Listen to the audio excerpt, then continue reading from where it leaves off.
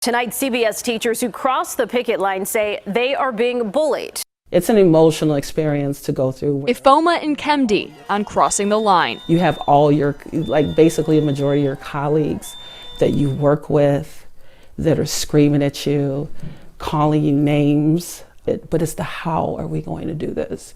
And then in that, how we're going to do this, how are we teaching our children how to do this? And we should be careful of teaching them to go to war with one another. Does it really get done that way?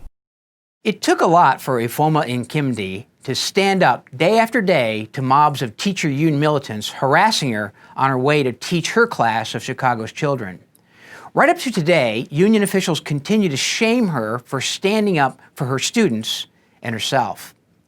No student, no teacher, no one should have to walk gauntlets like these just to go to work or school. They tried to humiliate me. They tried to shame me. They specifically waited for me. They were supposed to be in the front of the school.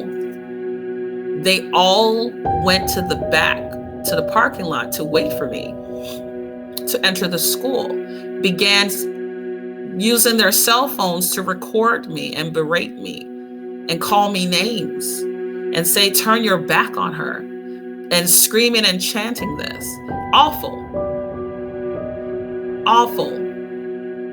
And I just felt it was incredibly just such a dishonor to the profession of education, this extreme bullying, because I didn't agree or I wasn't standing on a picket line with you.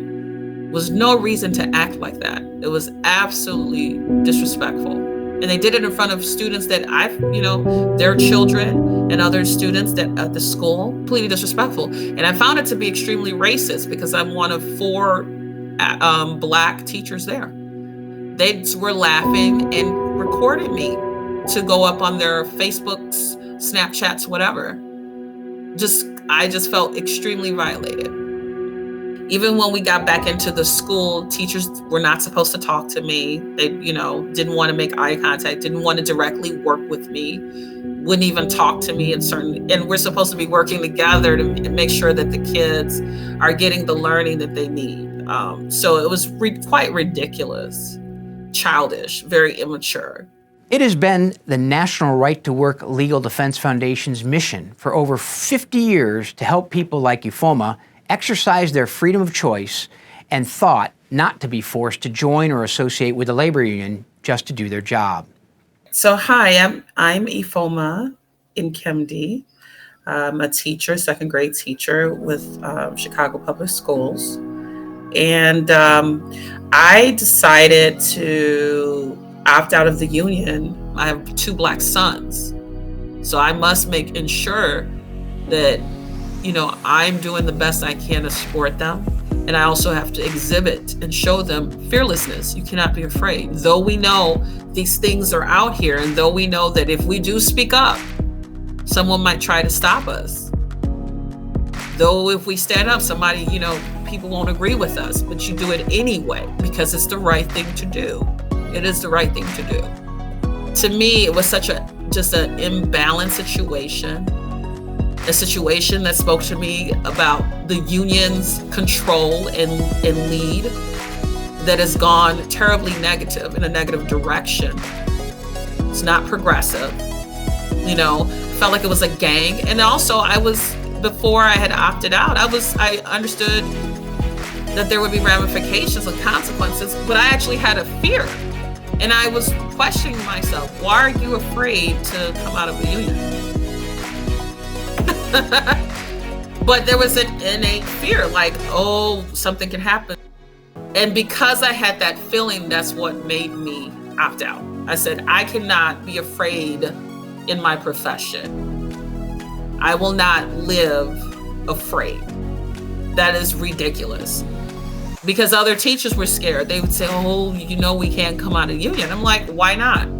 I said, you have rights. There's I studied and researched and told other teachers about the Janus versus AFSCME. And to me, it wasn't a problem. But then when I was treated the way that I was, and then I heard of other teachers who had opted out, who got beat up.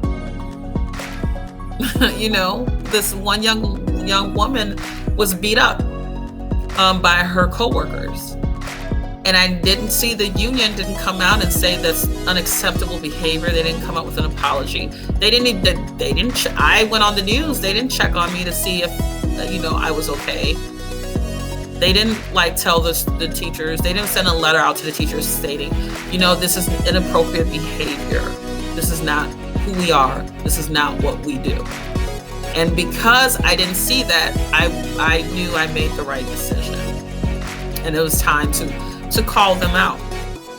Thanks to generous supporters just like you, National Right to Work Legal Defense Foundation attorneys are working hard to protect INFOMA's rights against the angry union agitators in the Chicago Teachers Union. It's been very helpful. It's relieved a lot of my anxiety, but I think it's the most honorable thing to do, and to donate to such a great group and great organization that allows difference and it respects people at the level that they're coming to the organization at. You're not forced into any situation. You're not forced into believing in the same things as other people. It really gives voice to people from all different backgrounds and opinions and persuasions for everyone. It's just there to ensure that your rights are secured. So I think it's one of our most important foundations, organizations that are out there right now, because there's so much groupthink going on. There's so much push into being like everyone else, where there's not enough protection for those that just have different and discerning voices. So it's so important that our rights are protected, and I think it's a great thing to give to and a great cause to give to. If you or someone you know are in a similar situation, then please reach out to us, just like IFOMA did. You can simply call us at 800-336-3600 or visit our website at nrtw.org. We're here to help you exercise your workplace freedom and end union compulsion. Thank you. Thank you for everything.